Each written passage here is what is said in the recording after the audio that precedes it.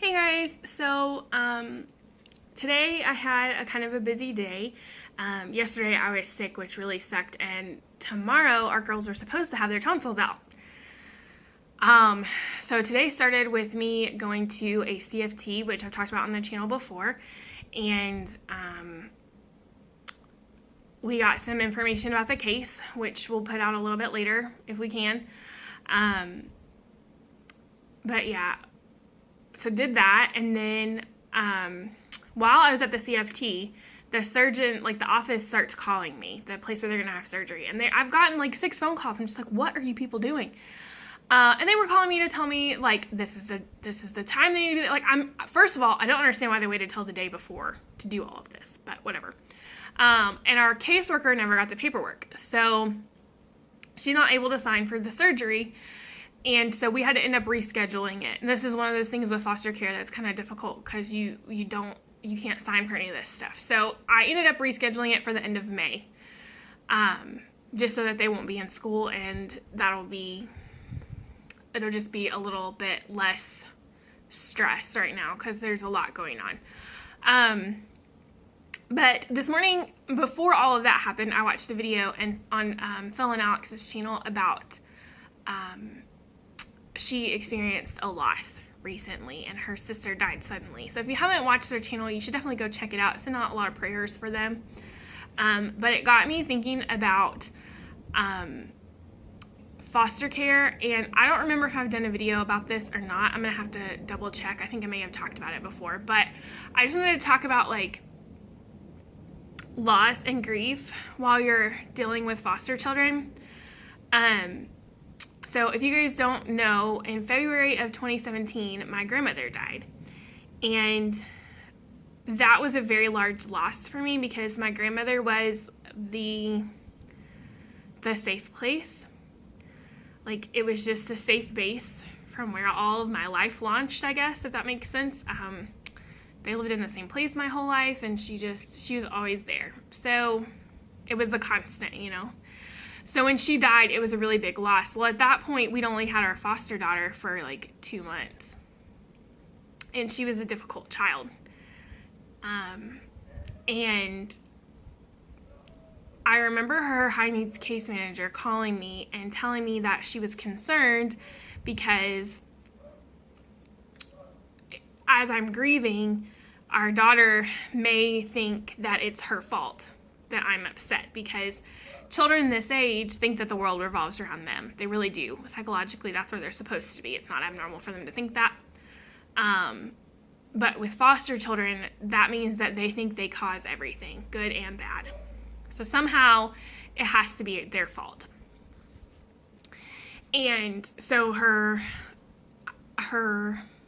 crisis stabilization therapist was concerned and explaining to me that I needed to be aware that she may have those feelings. So I had to talk to her and explain to her, you know, this is what's going on and this is why I'm sad. And then she was kind of like, she said something, and I explained to her that because the death was sudden, we didn't expect it, and I wasn't there. And I had to explain to her that, like, I may not be happy with what's happening, but I know that God has a plan, and whatever that plan is, it's what's best. So I just need to kind of try and accept that truth.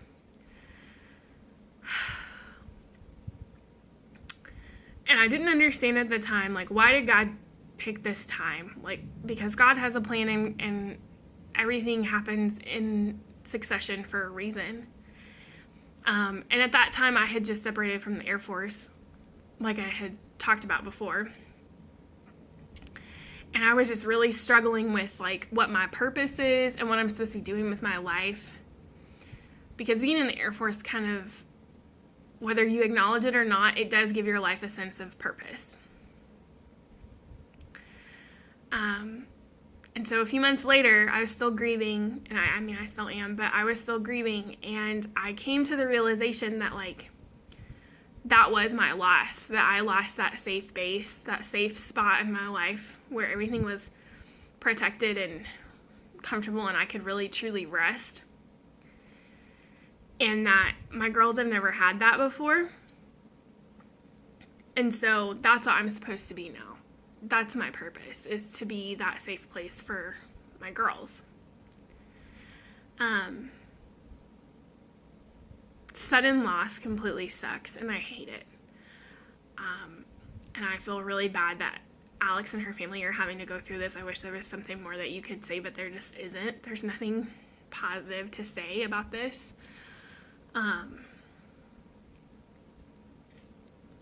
But yeah, I just wanted to express that, like, God will use it for something. It may not make sense now, but God will use it for something. Yeah.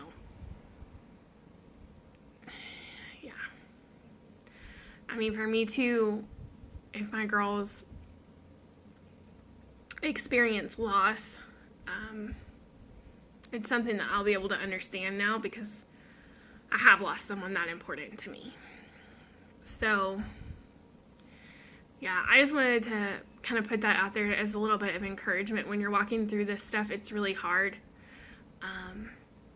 And there's nothing that anybody can say, but just